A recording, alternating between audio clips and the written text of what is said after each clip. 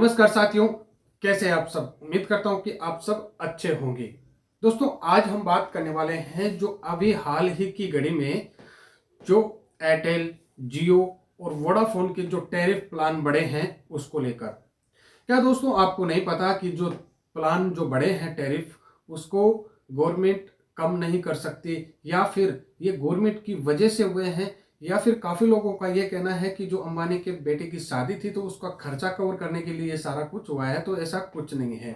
आज दोस्तों मैं आपको इसके बारे में फुल डिटेल के साथ में हम बात करेंगे और ये बताएंगे कि आखिर क्यों 12% से लेकर 27% तक सभी कंपनियों ने एक साथ मिलकर ये सारा प्लान है वो एक्टिव किया है। क्या ये कोई बड़ा स्कैम किया जा रहा है, और जो गवर्नमेंट की नज़रों के सामने जो ये काम हुआ है, क्या गवर्नमेंट इसको अप्रूवल कर रही है, या फिर टेलीकॉम मिनिस्टर भी इसको अप्रूवल किया गया है।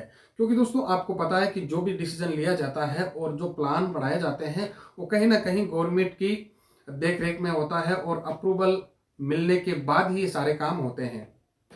लेकिन इसकी जो मेन जो दोस्तों सच्चाई है, आप जानेंगे तो आपको ये समझ में आएगा कि कोई भी कंपनी जो भी बिजनेस करती है वो अपने पैसों से कभी भी नहीं करती है, और ये सारा पैसा पब्लिक का होता है और पब्लिक के पैसों से ही ये सारा बिजनेस होता है।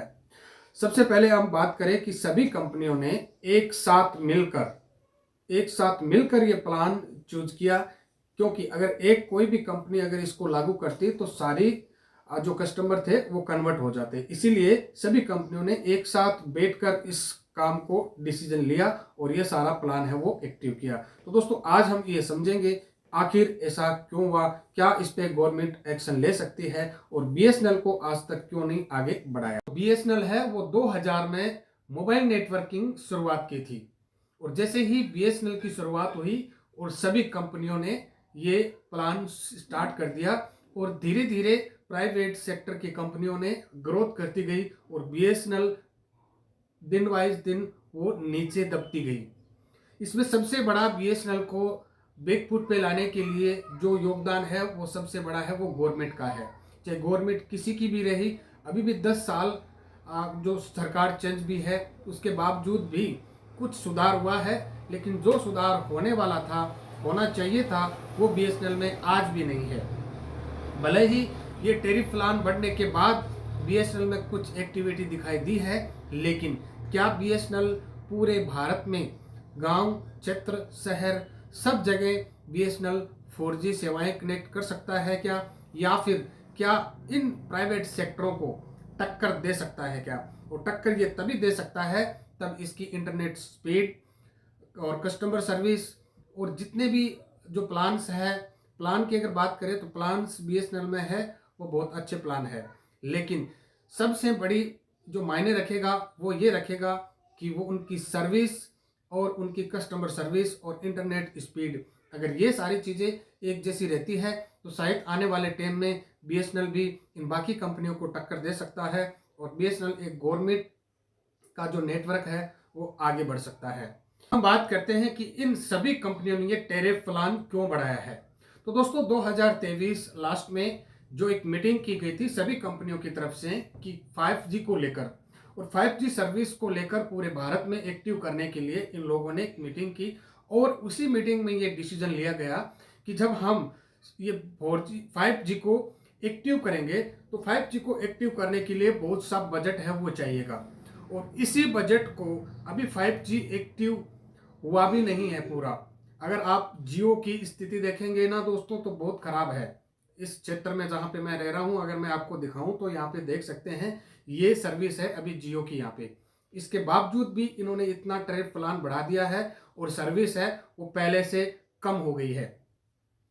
तो इन्होंने ये प्लान लिया कि अब जितना भी हमारा बजट रहेगा वो बजट हम जनता से ही वसूल करेंगे।